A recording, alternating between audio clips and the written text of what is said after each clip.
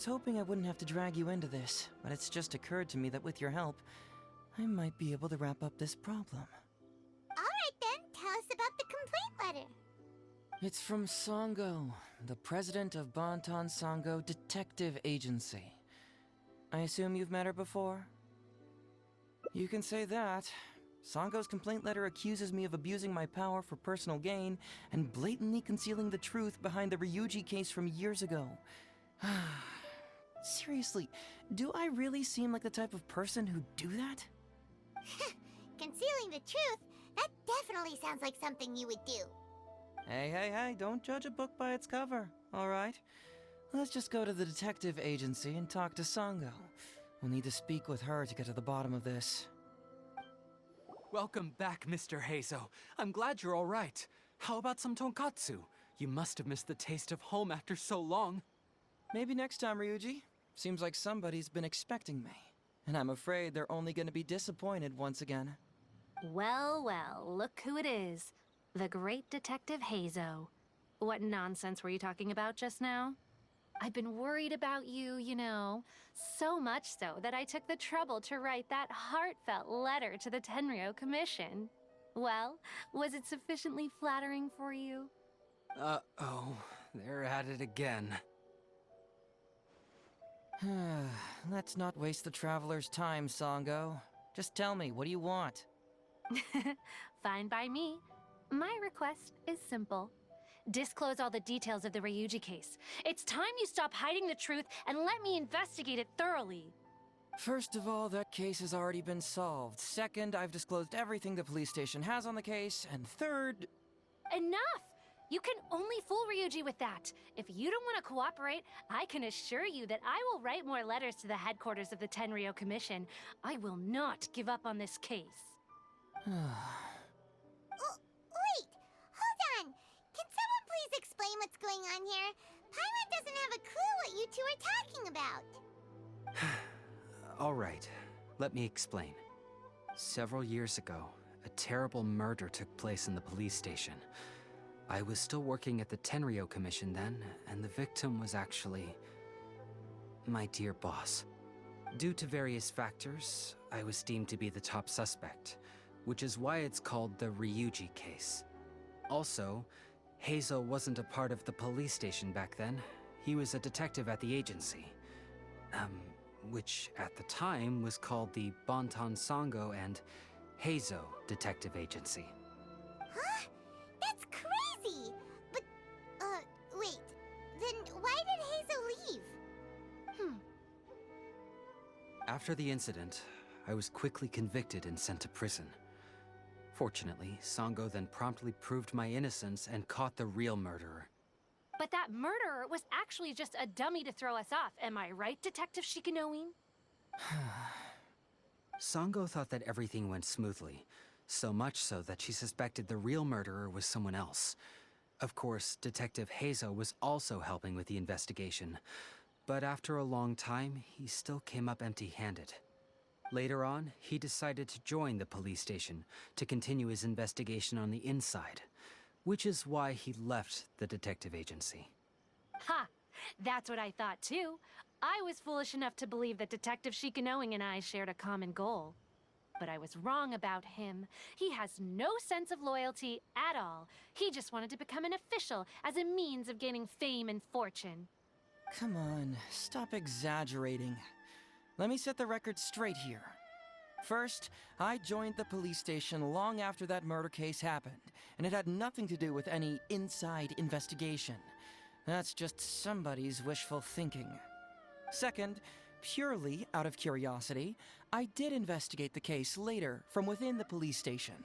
My conclusion was that the suspect Sango had caught was in fact the real murderer. And lastly, when Sango didn't buy my conclusion and asked me to disclose all related case files from the police station, I did exactly as she asked. I didn't hide anything. He's lying right through his teeth. That's it. I want this to end once and for all. Since the Traveler's my supervisor today, they have complete access to all the police station's files. If he's willing to help re-examine the case and arrives at the same conclusion that I did, then you won't have to doubt me anymore. Whoa. Huh? Unless you don't trust the Traveler. Come on, say it. It's not about whether the Traveler's trustworthy. I'm just wondering if you will interfere somehow. The thought never even crossed my mind. You have to swear that you will not mislead the Traveler by any means, and let him investigate the truth on his own. No problem. Cross my heart, hope to die. Well, Traveler, are you willing to help me with this? Will you agree to re-examine the Ryuji case and find the truth?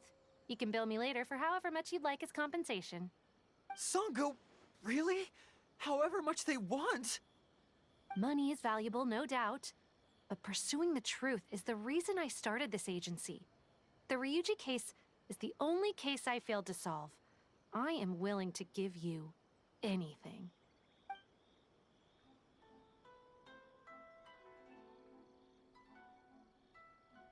All right. I'm counting on you, Traveler. You hear that, Detective Shikanoin? Ha! Now we just need to wait and see. All right, I got it. No need to keep yammering like that. You'll scare the kids next door. Come on, let's go back to the police station. All right, hang out here for a sec. I need to go to the archives to get the case files. For now, why don't you go and chat with Yoriki Owada over there? He worked on this case too back in the day. No, you misunderstand. It's not that I want you to look into this. It's just that you're the only one who can. You're the only one I can think of who Sango would ever believe. She trusts in both your qualities and abilities, so I hope your findings can finally convince her and put an end to this whole thing. Sure, she's just writing complaint letters for now, but who knows what she'll do in the future. All right, I'll go get those case files. You go ahead and talk to Yoriki Owada for a while. Oh, hello there. The Ryuji case. Oh, so you want to reinvestigate that one? That was several years ago now, but I still remember it clearly. It's pretty hard to forget something like that. Especially when the victim was the head of this police station. His name was Takatsukasa Isamu, the younger brother of Takatsukasa Susumu, head of the Takatsukasa clan. He was really one of a kind. Decisive, brave, and smart. He was much younger than me, and already had quite a reputation. I'm sure he would have gone far in the Tenryou Commission, if only he was still alive. What a shame. Who would have guessed someone was plotting against him? People will believe anything they hear. Everyone in the police station knew that Ryuji saw Takatsukasa Isamu like a father. Ryuji was an orphan, you know. Before he joined the station, he had been taking odd jobs here and there. It was Isamu who really took him under his wing. Ryuji was simple and not particularly bright, but he was very loyal to those who treated him well. He's also hardworking. Isamu must have seen these qualities in him and decided to keep Ryuji by his side. Ryuji worked with him for years after that, and was even promoted to be his personal assistant. Do you really think Ryuji would do anything to harm him? So, then why was Ryuji convicted? Even Paimon can tell that's a mistake. Well, here comes the interesting part of the case. Within a week, and before all the loose ends had even been tied up, Ryuji received his conviction. Moreover, it was signed by Madame Kujo Sara. What? Why would Sara do something like that? I'm getting older now, and my eyesight is poor. I can't see too clearly anymore. Hey, come on, Yoriki Owada, there's nothing to see. It's obvious that the Kujo clan did it. You can't just go around saying things like that, Wisuki. Those were just hearsay. There was no evidence. That's not true. Traveler, you may be unaware that the Takatsukasa clan has always been assisting the Kujo clan in the Tenryou Commission. But who doesn't want to be the boss, right? And Takatsukasa Isamu was the key figure for the Takatsukasa clan to bring down the Kujo clan. At that time, no one was held in higher regard than Isamu. So, naturally, the Kujo clan saw him as a potential threat. Kujo Takayuki must have been planning it all along, that rascal. Takayuki is able to control the Takatsukasa clan as long as he's in power. But by the time he retires, Isamu would have been at the apex of his political power, while Masahito and Kamaji of the Kujo clan would still have been too young. The two of them wouldn't stand a chance against Isamu. You think Kujo Takayuki would simply sit back while Isamu gained traction? So he decided to strike first. You youngsters and your conspiracy theories. No, it's true. It's the only way to explain it. Otherwise, why would an impartial person like Madame Kujo-Sara sign Ryuji's conviction so quickly? They had to find a scapegoat to pacify the Takatsukasa clan, so Kujo Takayuki must have told her to sign it immediately. I'm not accusing Madame Kujo-Sara of anything, mind you. I respect her very much. But maybe she had no other choice. What do you know? I'm sure Madame Kujo-Sara must have had her own reasons. The guy was a forensic expert who worked in the station named Shiroyama. I have to admit, he wasn't easy to track down. That Sango really is something, though. She caught him without even breaking a sweat. It turned out that after poisoning Isamu, Shiroyama secretly took the poison to Ryuji's place in order to frame him. Later on, the poison was also found in the forensic office, but that was already after Shiroyama's death. He confessed everything in a testament. That's right. He hung himself in the forensic office not long after Sango was on his trail. Probably because he knew it was only a matter of time before he would be caught. Of course, he didn't admit whether he had been prompted by Kujo Takayuki. He took the responsibility alone. I bet Kujo Takayuki promised him a sizable compensation. After all, Shiroyama had a family to feed. There you go again, pulling conclusions out of thin air. There wasn't any evidence of that at all. Listen, I can almost guarantee that it was the Takatsukasa clan who invited Sango to investigate. We all knew that Ryuji was just a scapegoat. You think the Takatsukasa clan wouldn't figure that out? They're not stupid. So, they were suspicious of the Kujo clan and invited Sango to take the case. However, the Kujo clan were still a step ahead and were able to remove themselves from the situation before the whole thing blew up. They drove Shiroyama to take all the blame as well as his own life. A perfectly clean cut for the Kujo clan. With Shiroyama dead, there was no one left to testify. Even the Electro Archon herself wouldn't be able to do anything.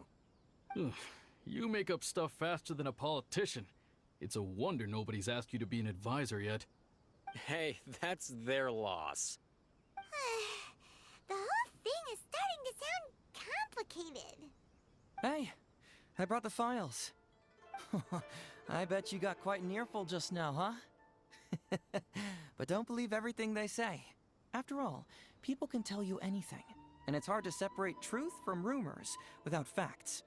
So what really matters is the case files. Everything laid out here is all that the police station has about the case. Please, take a look. Remember, you may find many clues during an investigation, but not all of them are useful. And in some cases, the clues you will find will not only be useless, but downright misleading. Also, if a clue cannot corroborate anything on its own, you can always compare it with other clues, and maybe then you'll find what you're looking for. Okay, that should just about do it. I'm looking forward to your results. Hold on. What actually counts as a result? Usually, you need to find two things from these clues: a proven motive and proven means. Once you can confirm these two things, the criminal can be proven guilty. All right, you can go ahead and get started now. I look forward to hearing your verdict. So, what did you find? Have you come to a conclusion? Sure. Let me know once you've made some progress.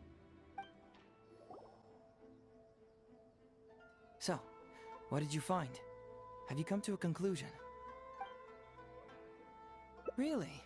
You found the criminal's motive and means that quickly? Awesome. All right, let's talk about the motive first. What clue reveals the criminal's motive?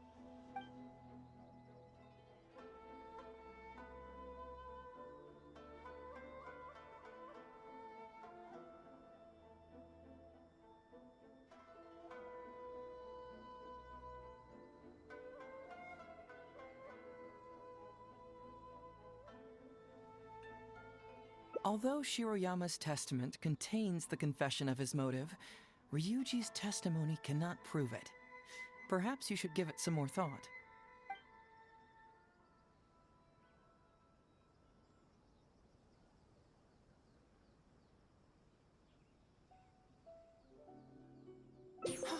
Excellent work! According to the victim's message, the two had deep conflicts. Although we cannot confirm whether the poison had been requested by the victim or not, it is true that Isamu used Shiroyama's family to blackmail him. Such circumstances could be enough motive for Shiroyama to commit the crime. But wasn't Takatsukasa Isamu good to Shiroyama? He even went to Shiroyama's house to bring health supplements. But maybe he didn't really bring health supplements. Maybe it was something bad. Is that what you think, Paimon?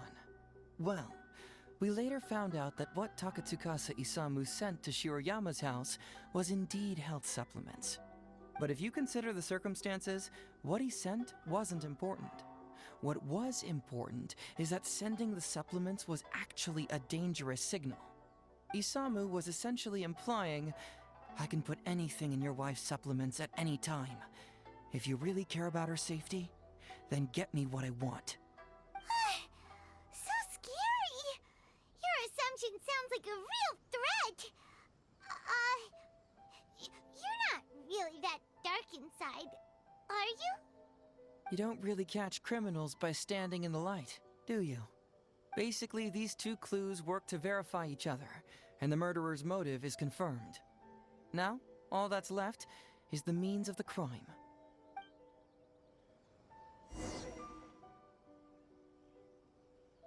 Next, which clue confirms the criminal's means? So, what did you find? Have you come to a conclusion?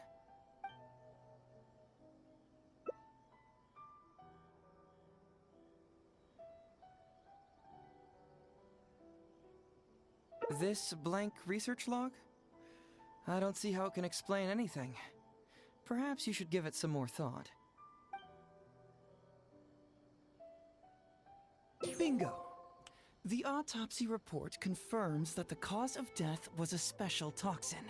The testament indicates that Shiroyama used his position as a forensic expert to mix the toxin into the cold medicine taken by the deceased. But is that really the truth? Is it not possible that the toxin was mixed into the fish liver paste? Well, according to the toxicology report, this white powder only dissolves in water. Neither rice nor the fish liver paste could be used as a carrier of the toxin. The cold medicine was the only option. Putting the poison elsewhere would not only fail to guarantee a lethal dose, but would also increase the chance of it being noticed by the deceased. Therefore, the means is also confirmed. Add that to the motive for the crime and... Whoa! So the murderer really was Shiroyama! Yep, pretty clear cut, wouldn't you say? Look, I really don't know what Sango is so suspicious about.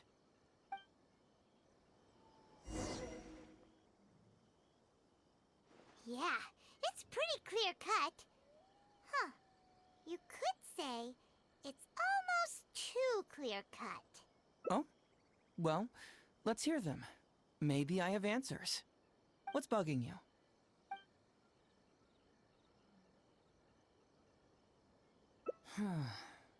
This also puzzles me. Maybe someone doesn't want us being privy to the content inside, or maybe Shiroyama tore a bunch of pages out by accident. But regardless, this isn't essential to the case. Like I said before, a lot of what comes up in an investigation is irrelevant information. The crucial elements are Shiroyama's motive and means, which we have established. Maybe the report was wrong. The International Trade Association is a gathering place for merchants from all over. Countless merchants pass through the port of Rito every day. It's natural for there to be a couple of missing records here or there. Very nice. Top marks for attention to detail. It doesn't have any real bearing on the case, but let me explain how that works for you. So, Why would Madame Kujo-Sara sign one conviction sentencing Ryuji to temporary incarceration awaiting trial, and another conviction sentencing Shiroyama to death? You may have heard some rumors back at the station that when this case first came up, the Kujo clan higher-ups were in dire need of a scapegoat to keep the Takatsukasa clan off their backs. And poor Ryuji became the successful candidate. In less than a week, the conviction was drafted, sent to Madame Kujo-Sara, and signed. Allegedly, she knew what it was about as soon as she saw it, and signed it with no questions asked. But anyone who buys this story clearly doesn't know that much about Madame Kujo-Sara. She's the most principled person in the entire Tenryo Commission, for goodness sake. So, how would she respond to a case filled with unanswered questions and no confession from the suspect? Oh, you mean... Exactly. Before she signed it, she changed Ryuji's conviction from the death sentence to temporary incarceration. Ryuji escaped a disastrous fate without ever realizing it. Had Madame Kujo-Sara not changed his sentence, Sanga would have been seeking justice for a dead man. Why was Sara so lenient with Ryuji? That's the wrong question. This wasn't about Ryuji, but Madame Kujo-Sara's principles. The conviction could have been for a Ryuji, a Guji, heck, even a Tanuki, and she would have made the same decision. Given the enormous pressure she was under at the time, I'd say she did the most she could. Don't you think? Pressure? Really? Was someone higher up putting pressure on Sara? The pressure came from all sides. The deceased was the leader of the police station and the rising star of the Takatsukasa clan. All eyes were on this case. How this became reduced to the unimaginative rumor that Madame Kujo-Sara convicted Ryuji under pressure from her superiors, I have no idea. Ugh. Rumors here, conspiracy theories there. Ugh. Lies at every turn. Fortunately, Madame Kujo-Sara works in an open and transparent manner and pays no heed to rumors like this. She just rolls her eyes and forgets all about them. Just because she has never publicly clarified the truth doesn't mean she was hiding anything. So when I asked her about it, saying it was relevant to a case I was working on, she just told me how it was. Believe me, in this case, more than any other, I have checked every last detail. Well, I've answered all your lingering questions, and you've checked all the material the police station has, so... what do you think? Case closed? Paimon still feels like something doesn't add up. But then again, Heizo did give us all the files the police station had. I don't follow. Enlighten me.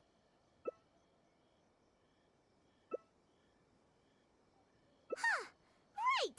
Why do you keep emphasizing police station every single time? You tell me. Why do I keep emphasizing police station every time? So we're finally here, huh? I was starting to think our investigation was about to end a little early. That would have been a real shame.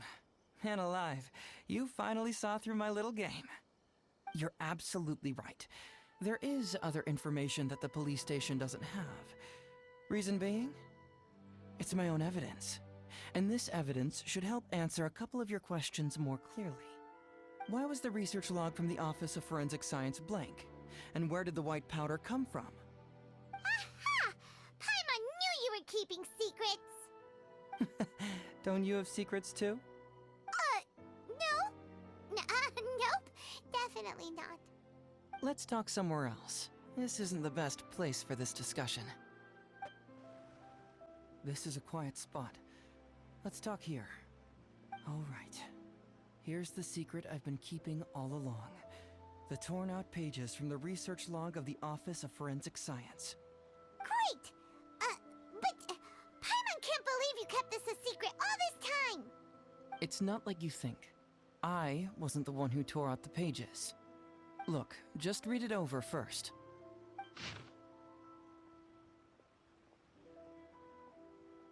Finished? Do you see now? The method used by the perpetrator to commit his crime wasn't by putting the white powder in the cold medicine.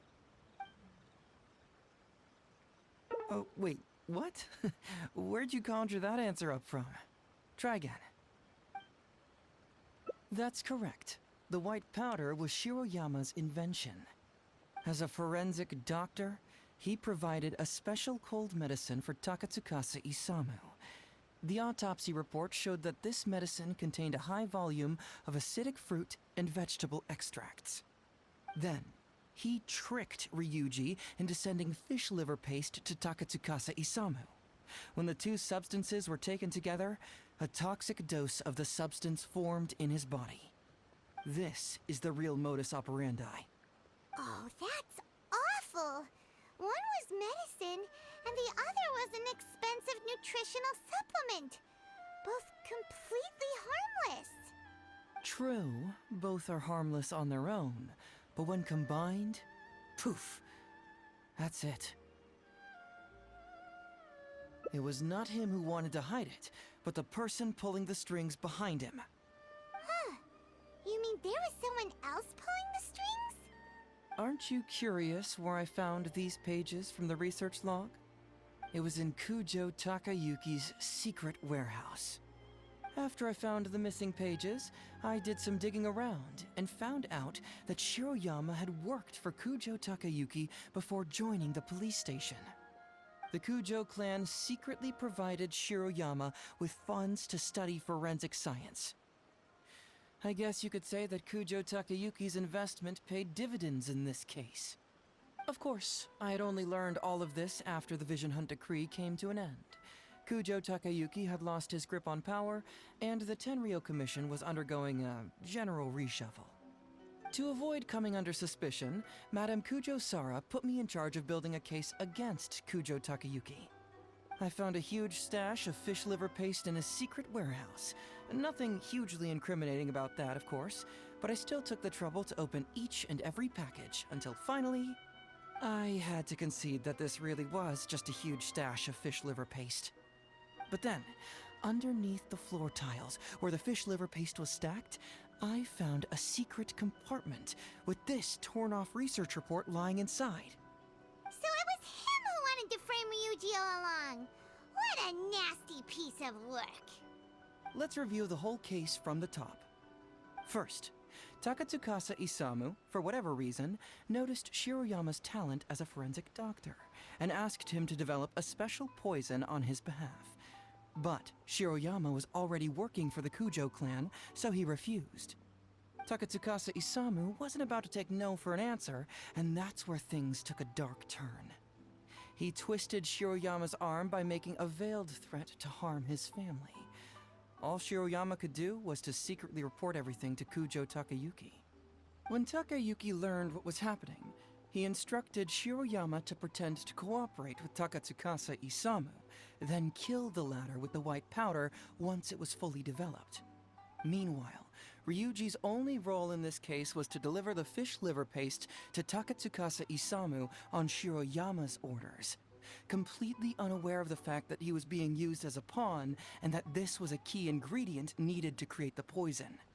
After the incident, Kujo Takayuki hoped to make Ryuji the fall guy, until the death sentence was stalled when it reached Madame Kujo Sara.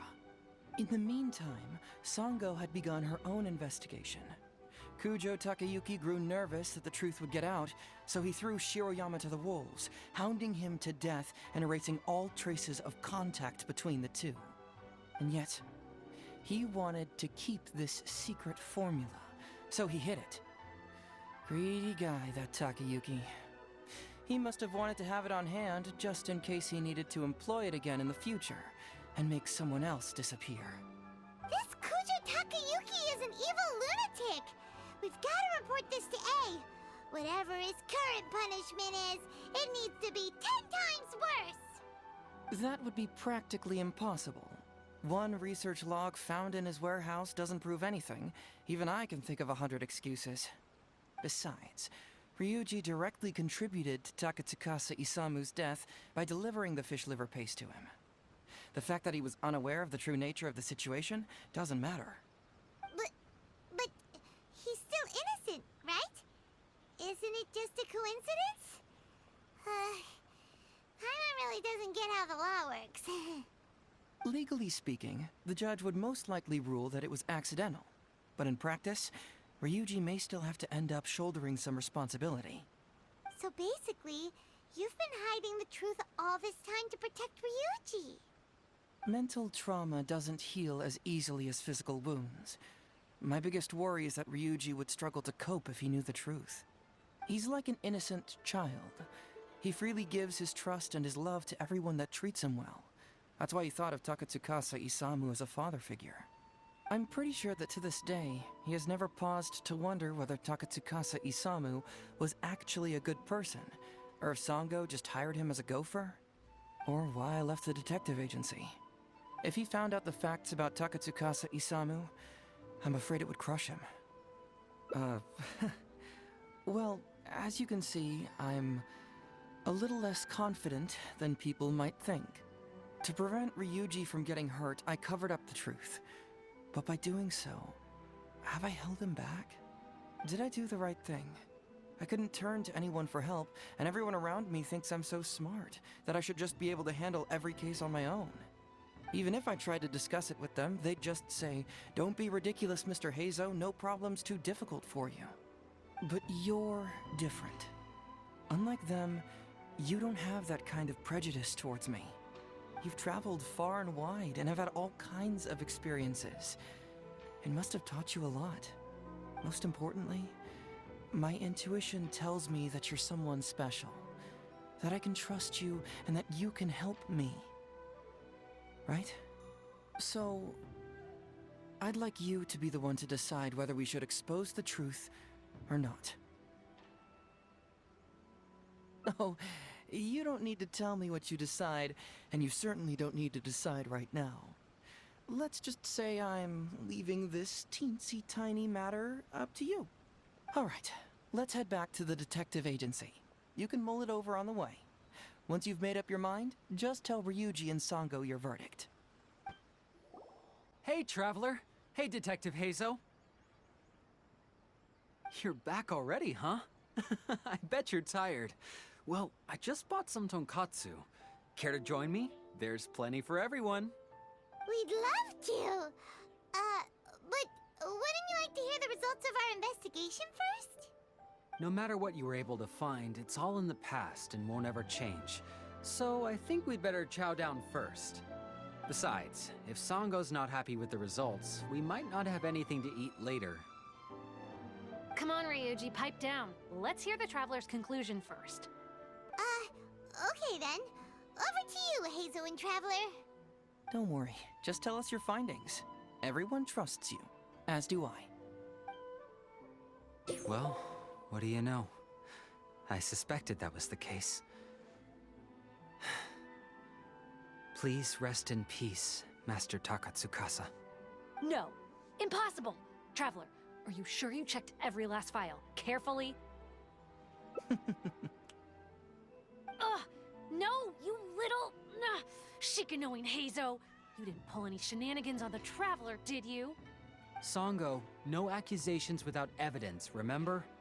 The truth is out and the case is closed, Sango. Please don't send any more of your harassment letters to the Tenryou Commission. Well, I really owe it to you, Traveler. I'll be sure to properly thank you later. Until then, see ya. Hey! You're not going anywhere!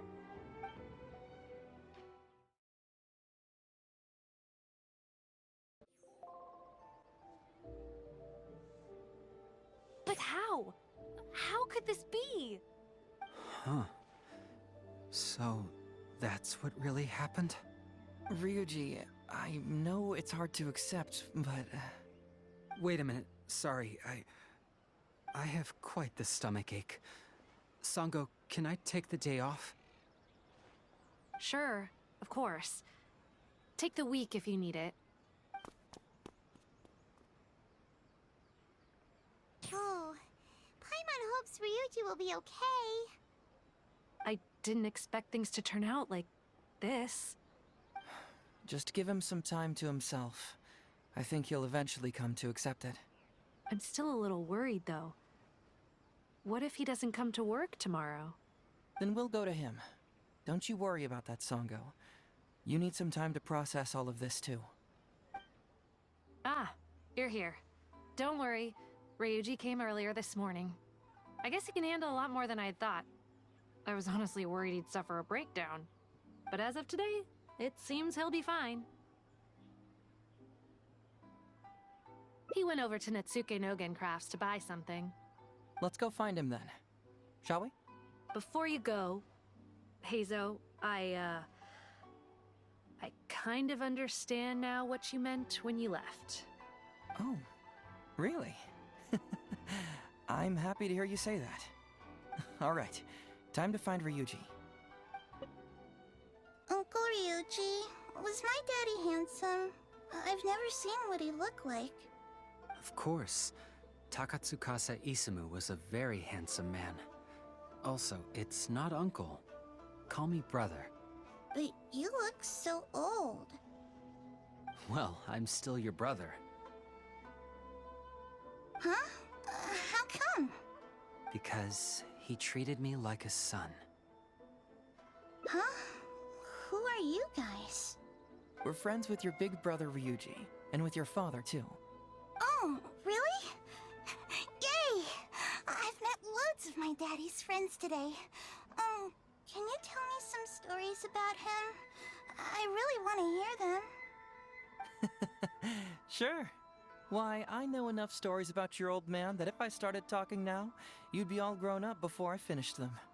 Wow, that's amazing!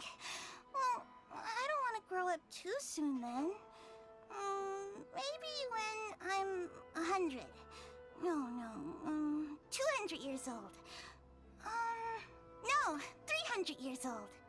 Yep, I'm gonna wait until I'm 300 years old before I become a grown-up, so that I can make sure I finish all the stories first.